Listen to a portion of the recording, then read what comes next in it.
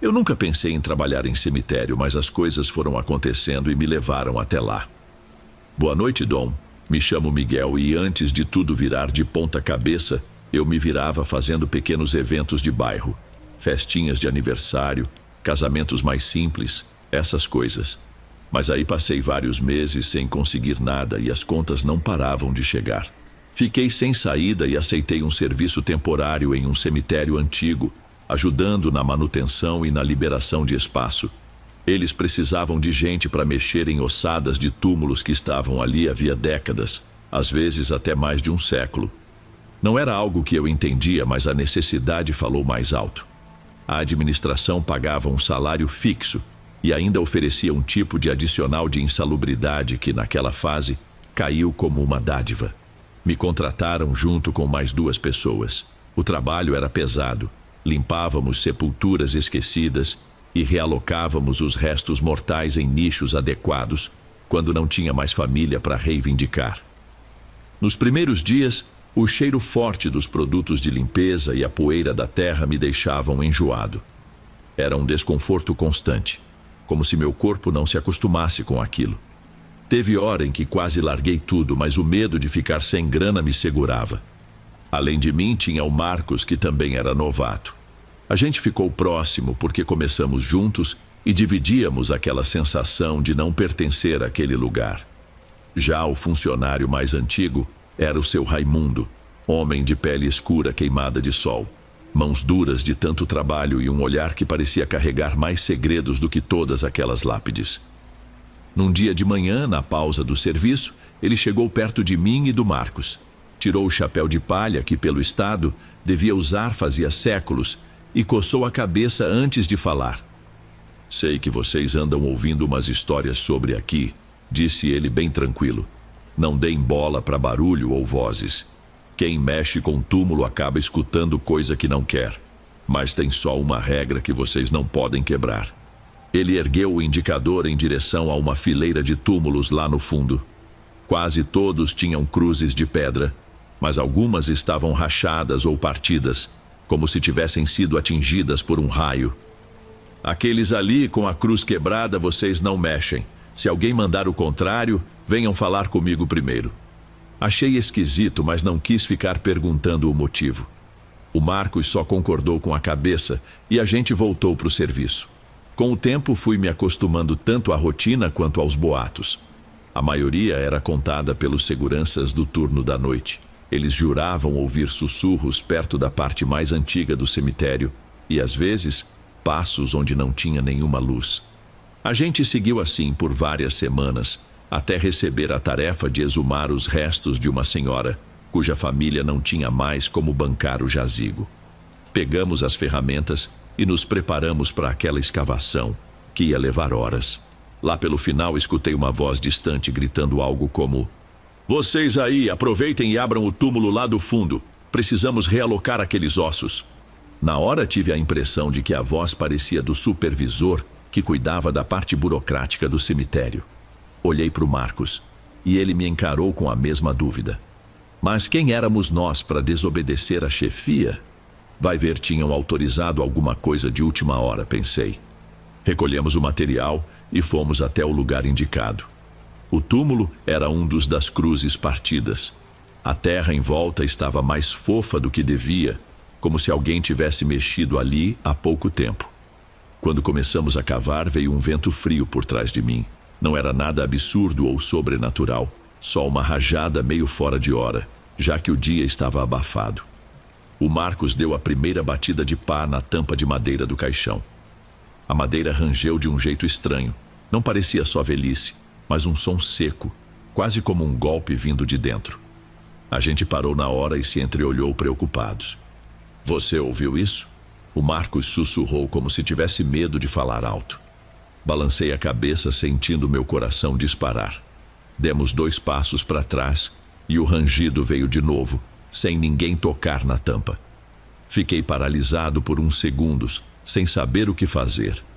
Quando dei por mim, já estava correndo junto com o Marcos para fora daquele setor, deixando as pás e enxadas para trás. Quando chegamos na entrada, vimos o seu Raimundo sentado num banquinho, tomando café num copinho de plástico. Ele olhou para a gente espantado, já vendo na nossa cara que tinha acontecido alguma coisa. "O que houve com vocês?" ele perguntou, erguendo a sobrancelha. "Mandaram a gente abrir um túmulo lá do fundo", respondi, ainda tentando me acalmar. "Mas o senhor disse para não chegar perto de lá." O seu Raimundo pousou o café no chão e balançou a cabeça, como se já esperasse essa conversa. "Eu não pedi para abrirem nada, não. E a administração também não falou nada disso hoje. Passaram a manhã mexendo em papelada. Quem deu essa ordem?" "A gente achou que fosse o supervisor." Comecei confuso. "Mas ele não estava por perto?" Seu Raimundo franziu o senho preocupado. "Ele nem saiu do escritório hoje. Tá lá trancado resolvendo uns documentos." Depois de um silêncio que pareceu uma eternidade, o seu Raimundo se levantou. "Pelo amor de Deus, me digam que não chegaram a abrir o caixão." Ele falou sério. "Não tivemos coragem de ir até o fim", respondi ainda ofegante. Ele suspirou e pediu para a gente não comentar nada com mais ninguém, pelo menos até ele entender o que estava acontecendo. E não insistiu em saber detalhes, talvez por receio de confirmar alguma suspeita. No dia seguinte, voltamos lá para buscar nossas ferramentas. Chegamos cedo, com o sol batendo forte e mostrando cada canto do cemitério. Para nossa surpresa, a área estava intacta. O chão firme, sem nenhuma marca de escavação ou sinal de que alguém tivesse mexido. As ervas daninhas e as pedrinhas estavam no mesmo lugar, como se ninguém tivesse chegado perto daquele túmulo há meses. Fomos procurar nossas ferramentas perto do túmulo. Estranhamente, as enxadas e pás que tínhamos largado no dia anterior estavam empilhadas em um canto, limpas e apoiadas na cruz quebrada. Não havia nem vestígio da terra remexida que a gente tinha retirado. Era como se o que rolou no dia anterior nunca tivesse acontecido, mas alguém, ou alguma coisa, tivesse recolocado tudo de maneira organizada demais. Olhei para o Marcos e dava para ver que ele estava tão assustado quanto eu. A lembrança daquele rangido, como se tivesse algo vivo ali embaixo, não saía da minha cabeça. Depois disso, a gente passou a evitar ao máximo chegar perto das cruzes quebradas. Ninguém mais tocou no assunto e também não apareceu nenhuma nova ordem para exumar nada naquela parte. Mesmo assim, até hoje, toda vez que passo por lá, me arrepio inteiro e acelero o passo. Antes de irmos para o próximo relato, verifique se você já está inscrito aqui no canal e se já ativou o sino de notificação para receber as próximas histórias. Aprecio sua companhia e seu apoio faz toda a diferença. Bem, vamos continuar.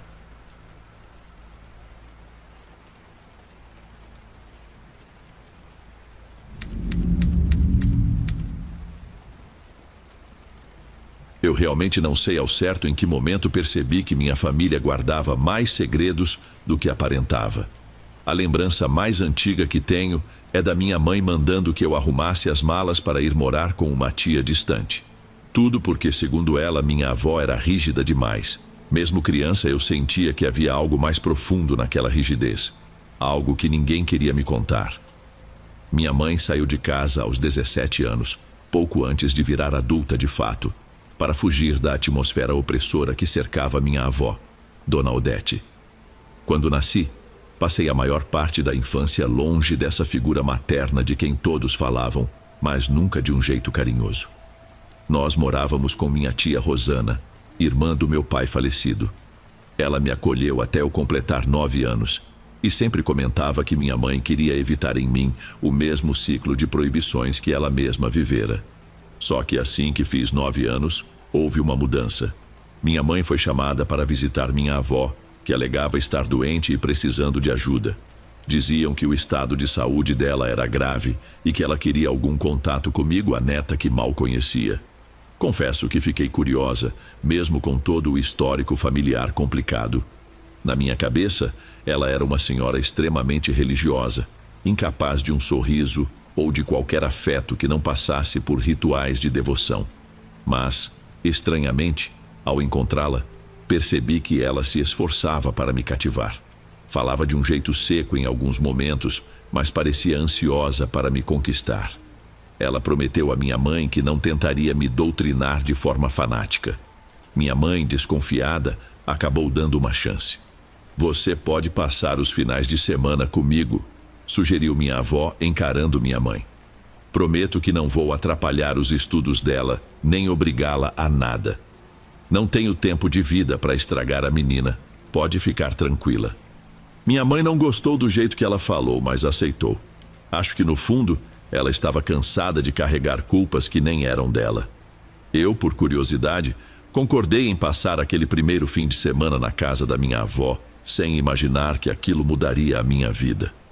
A primeira lembrança que tenho de lá é o silêncio, quase sufocante. A casa ficava numa rua sem asfalto, cercada por muros altos e árvores velhas. Lá dentro, tudo parecia congelado no tempo.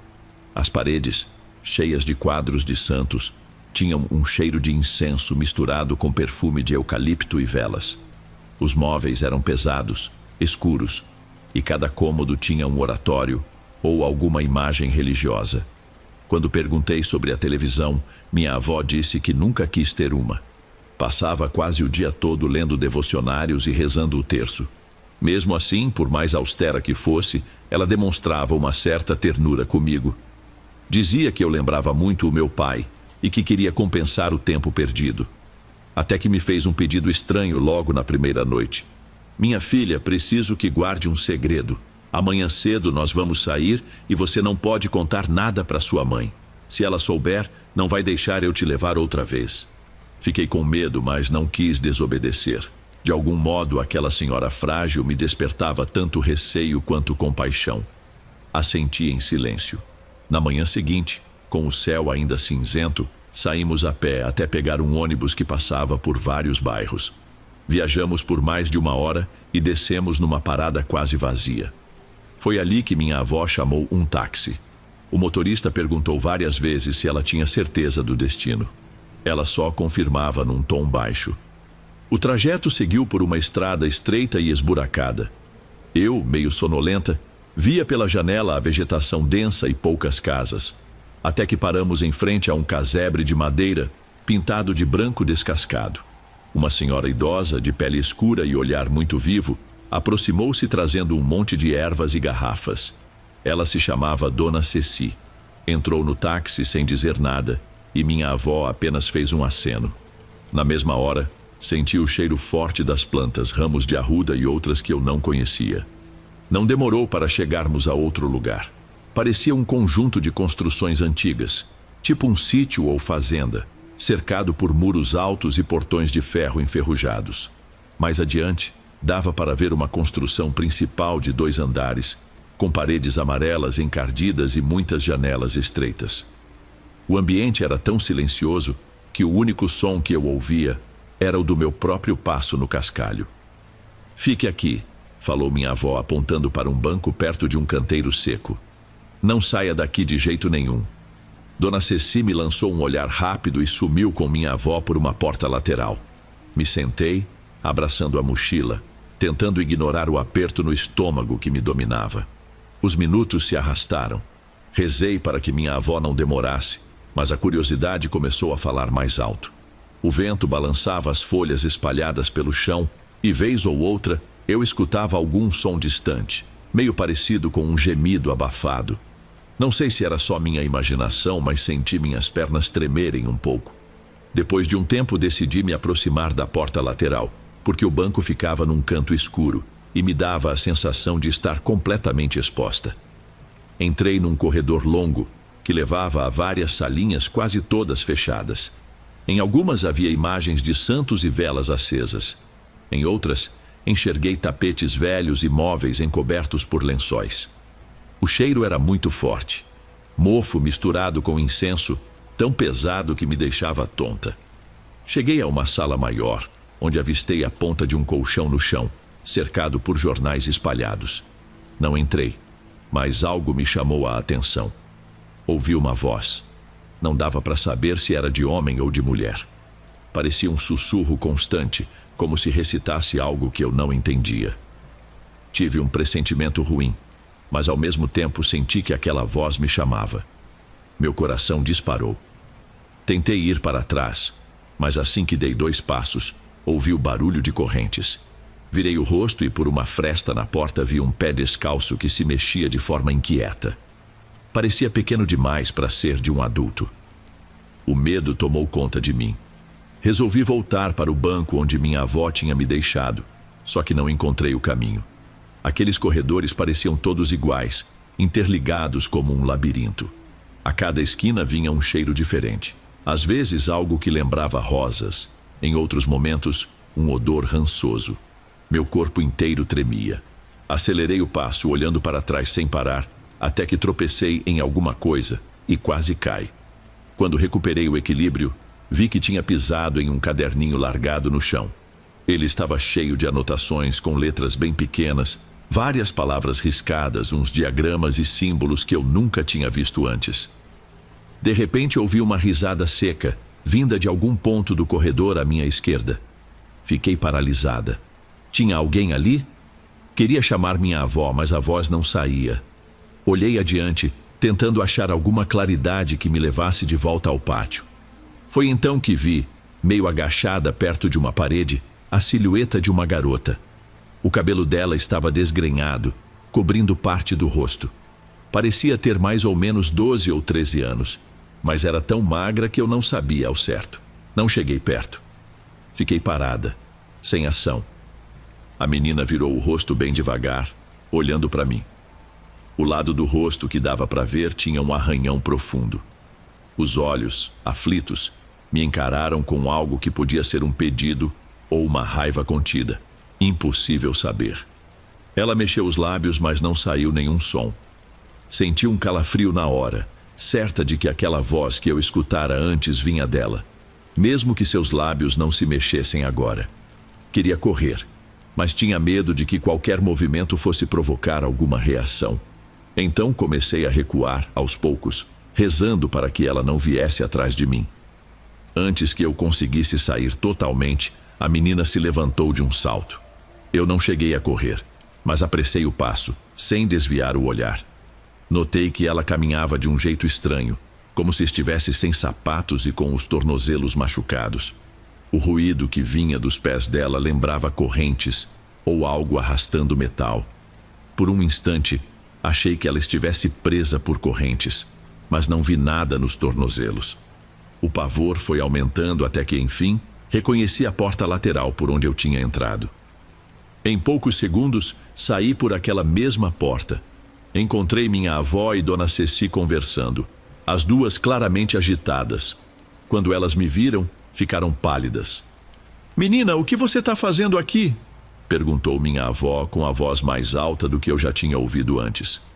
A senhora que estava ao lado dela, a mesma das ervas, largou um pano e correu na minha direção. "Você não devia ter saído do lugar onde foi deixada." Ela segurou meus ombros com um olhar que misturava reprovação e medo. "Viu alguma coisa?" Eu quase não conseguia falar. Só balancei a cabeça, ainda olhando para trás, tentando apontar onde a menina tinha aparecido. Então, 2 homens de terno preto e colar no pescoço, parecendo padres ou algo do tipo, mas sem estarem trajados oficialmente, passaram por nós às pressas, junto de outra mulher vestida com uma saia comprida, segurando um crucifixo. Eles me olharam como se eu fosse um incômodo e sumiram no corredor. Minha avó virou o rosto com os olhos cheios de lágrimas. "Me perdoe", ela murmurou. A única coisa que consegui perguntar em meio ao meu pânico foi: Quem era aquela menina? Minha avó não respondeu, só pediu que eu entrasse no carro que estava parado ali. Ficamos em silêncio enquanto as portas se fechavam e partíamos. Não sei como o motorista topou nos levar de volta. Talvez já fosse acostumado com esse tipo de situação. Durante todo o caminho quase não falamos nada. Eu olhava a rua pela janela, atordoada, enquanto minha avó segurava meu braço e rezava baixinho. Nos dias que se seguiram, eu não tive coragem de contar nada para a minha mãe. Sentia que, se contasse, ela ia me proibir de ver minha avó para sempre, e eu ainda sentia algum afeto por Dona Odete, apesar de tudo.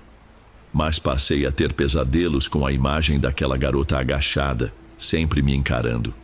Em sonho, Eu ouvia de novo a risada seca e o barulho de correntes arranhando o chão. Quase um ano se passou sem que minha avó me convidasse para outro passeio misterioso. Eu a visitava na casa dela, e ela tentava me distrair com histórias de santos, me ensinava orações.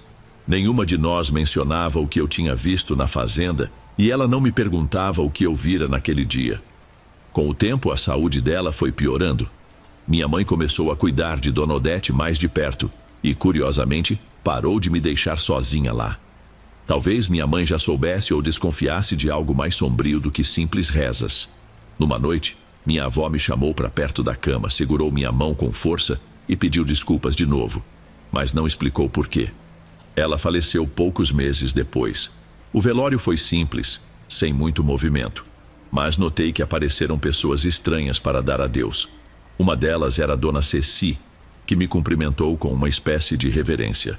Outro era um homem de meia idade com jeito de professor, óculos e expressão cansada, que sussurrou algo sobre coragem única e gratidão eterna. Fiquei mal. No fundo, entendi que minha avó ia muito além de uma católica fanática. Ela realmente se metera em rituais perigosos, talvez para salvar alguém. Minha mãe só me contou a verdade muitos anos depois, quando eu já era adulta e ajudava a organizar umas coisas antigas. Achei um álbum de fotos e um diário cheio de anotações sobre ritos religiosos. Fiquei chocada lendo sobre um caso de possessão em que minha avó teria ajudado uns sacerdotes a conter uma menina de 12 anos, que ficou meses presa em condições horríveis. Contavam que essa garota, numa noite, quase conseguiu fugir do quarto onde era mantida. E, pelo que estava escrito, ela escapou pelos corredores justamente no dia em que eu estive lá. Mesmo doente, minha avó resolveu continuar ajudando a segurar aquele mal, fosse por culpa, fosse por fé, ou pelas duas razões. De acordo com as anotações, todo mundo que participou do ritual, incluindo Dona Ceci, morreu pouco tempo depois, cada um por complicações diferentes. Minha mãe contou que alguns eram clérigos estrangeiros, com experiência em exorcismo, e que nem todos aguentaram a pressão prolongada. Foram perdendo as forças aos poucos. Conforme eu lia aquilo, só me vinha na cabeça a imagem da menina trêmula, com um olhar cheio de dor. Não era um fantasma. Era uma pessoa consumida por um sofrimento profundo, tomada por algo que ninguém sabia explicar direito. Hoje entendo que o que eu presenciei naquela época não foi só ilusão de criança. E também não foi um fantasma no sentido tradicional.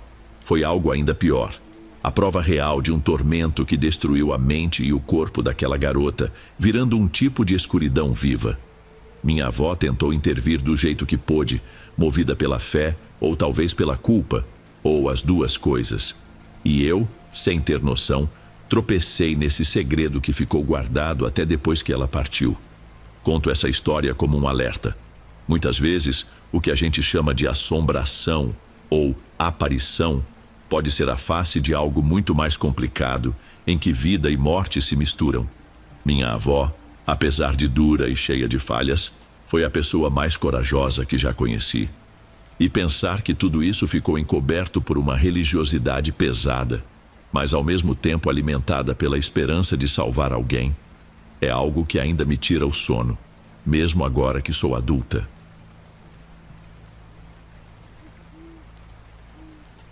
Se estiver gostando dos relatos, não se esqueça de já deixar o seu like, ele é muito importante. Bem, vamos continuar.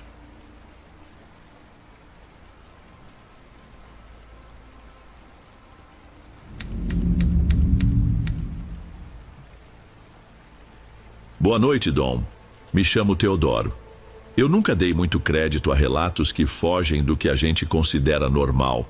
Mesmo quando entrei na polícia, eu mantinha a convicção de que tudo teria uma explicação plausível. Só que teve uma noite, muitos anos atrás, que ficou gravada na minha memória de um jeito tão forte que, às vezes, me faz duvidar da minha própria lucidez. Era final dos anos 90. Eu tinha começado o turno de madrugada ao lado do Marcos, meu parceiro de viatura. A gente precisava patrulhar umas áreas mais afastadas, cheias de mato e terrenos vazios. O relógio do painel mostrava que já passava de 2:30 da manhã, mas a gente tinha rodado tanto que perdeu completamente a noção do tempo. O lugar era pouco iluminado, com postes de luz bem escassos, e qualquer barulho na escuridão podia ser tanto de bicho quanto de alguém escondido. "Você está ouvindo isso?" perguntou Marcos quando a gente parou perto de uma cerca de arame farpado. "O quê?" retruquei, diminuindo o volume do rádio para tentar escutar melhor. "Parece que tem alguma coisa se mexendo no mato lá na frente." Ficamos quietos por alguns segundos, mas eu não notei nada além do coachar dos sapos e do barulho do vento balançando a vegetação. Resolvemos seguir adiante. Enquanto continuávamos pela estradinha de terra, o rádio finalmente deu um chiado rápido antes de ouvirmos a voz do Andrade, outro policial que fazia ronda naquela mesma área. "Aqui é Andrade. Estou patrulhando a estrada principal perto do fim do bairro. Alguém de vocês está vendo uma luz diferente por aqui?" Respondi que não tínhamos visto nada até então, mas que iríamos verificar. Durante a conversa percebi um tom esquisito na voz dele, como se estivesse preocupado ou tenso. Marcos me olhou com uma mistura de curiosidade e um certo receio. "Vamos entrar naquela estrada do matagal. Se tiver alguma coisa lá dentro, talvez a gente consiga enxergar melhor", sugeriu ele. Assenti, tentando me convencer de que podia ser só o farol de alguém distante ou uma lanterna de pesca num córrego próximo. Mesmo assim, era nossa obrigação checar. Quando a gente entrou na estrada de chão batido, notei logo de cara que havia um clarão fraco lá na frente, entre as árvores. Por um momento pensei que fosse algum poste improvisado ou a lanterna de um caçador, mas aquela luz se mexia de um jeito estranho, sem um padrão definido. Parei a viatura, deixando os faróis apontados para a trilha. Assim que desliguei o motor, o rádio ficou totalmente mudo, como se alguém tivesse tirado da tomada. "A bateria do rádio acabou?" perguntou Marcos, tentando mexer no botão. "A gente acabou de falar com o Andrade. Não tem sentido parar de funcionar do nada", retruquei desconfiado. Nesse meio tempo, a luz no meio do mato se apagou, parecendo que tinha notado nossa presença. Peguei a lanterna, saí do carro e apontei para onde a luz tinha aparecido pela última vez. Queria ver se tinha alguma marca no chão ou algum reflexo, mas não cheguei a andar nem 2 passos.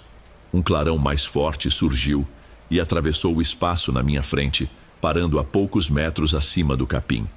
Fiquei olhando aquilo por cerca de 3 ou 4 segundos, tempo suficiente para meu coração quase sair pela boca.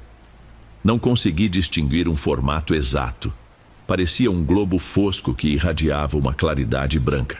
E foi como se o ar ficasse mais frio de repente, me causando um arrepio que percorreu todo o corpo. O objeto então se moveu, deslizando rápido a ponto de eu quase perder o foco da lanterna. Ele cruzou a estrada como um vulto luminoso e sumiu na escuridão do barranco, sem emitir nenhum som. No susto, tentei ligar o motor da viatura, mas nada acontecia. Marcos me olhou apavorado. "Tenta de novo, depressa." Girei a chave várias vezes, ouvindo só o barulho do motor sem pegar. Parecia que todo o sistema elétrico tinha pifado, mas os vidros ainda subiam e desciam e o painel até acendia de vez em quando, mostrando que não era falta de bateria. Depois de várias tentativas, o motor finalmente funcionou. Engatei a marcha e saímos dali o mais rápido possível. Tentamos chamar o Andrade no rádio para contar o que a gente tinha acabado de ver. Nenhuma resposta. Talvez estivéssemos fora de alcance ou alguma interferência atrapalhasse. Fomos direto para o ponto onde o Andrade disse que estaria. O que encontrei me deixou sem reação. A viatura dele estava parada no acostamento com o motor ligado, mas sem ninguém dentro. De repente, escutei barulho de passos atrás de uma árvore caída. Era o Andrade, caminhando com uma expressão completamente perturbada. Ele nos olhou, mas demorou uns segundos para falar. "Andrade, o que aconteceu?" perguntei, tentando manter a calma na voz. Ele abaixou o olhar, respirando de um jeito descompassado. Quando finalmente falou, saiu quase como um sussurro. "Aquela luz, ela passou por cima do meu carro. Eu senti um formigamento no corpo todo, como se eu estivesse sendo puxado para cima. Foi muito rápido. Mais ninguém, além de nós 3, parecia ter ideia do que rolou. No rádio geral, não houve nenhuma ocorrência parecida. Mesmo na central, na troca de turno, tudo estava tão tranquilo que parecia que a gente tinha sonhado aquilo tudo. A única prova que ficou foi o rosto assustado do Andrade, que dias depois pediu para ficar trabalhando só em serviço interno, longe das ruas. Até hoje, quando lembro daquela madrugada, me bate um incômodo difícil de explicar. A razão insiste que pode ter sido algum fenômeno natural ou um reflexo fora do comum, mas no fundo, cada pedacinho dessa lembrança me faz acreditar que a gente viu algo além do que costuma se chamar de normal. Por mais que o tempo passe, não consigo apagar da cabeça a imagem daquela luz parada, silenciosa sobre nós. É como se lá no fundo eu soubesse que os maiores mistérios podem estar justamente onde a gente menos espera.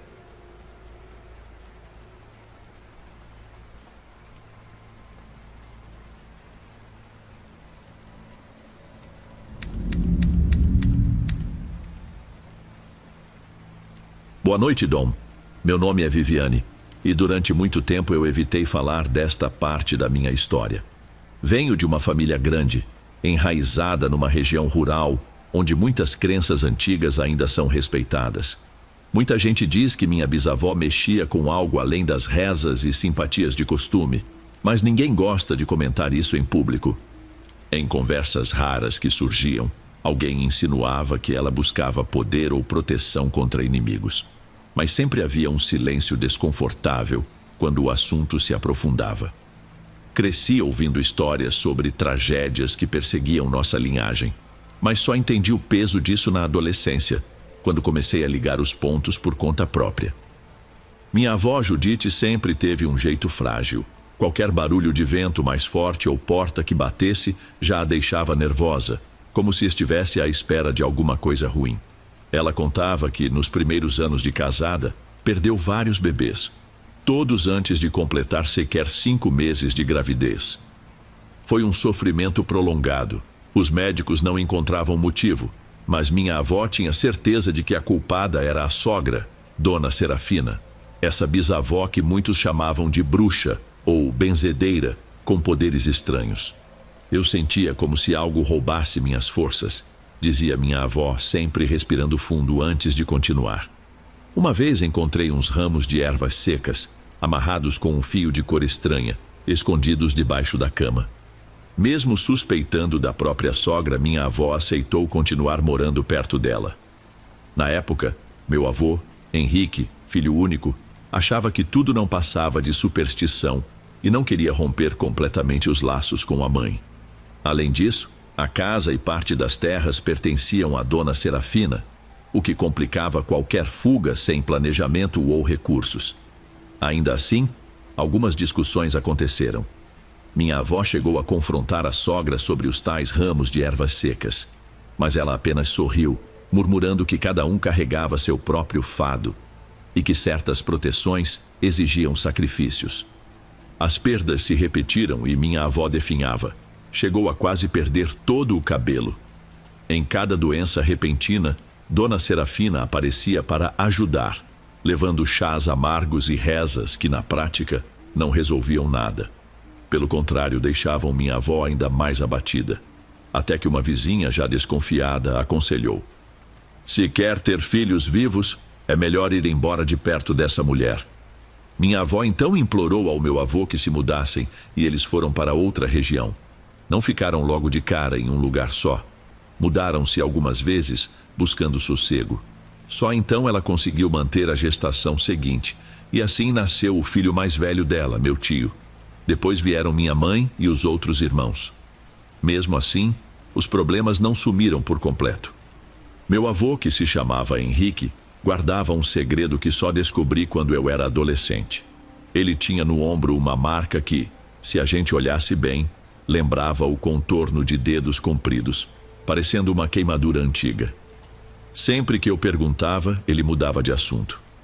Até que, num dia em que eu o ajudava a limpar o quintal, depois de uma chuva forte que derrubou parte de uma cerca, ele reclamou de dor no ombro.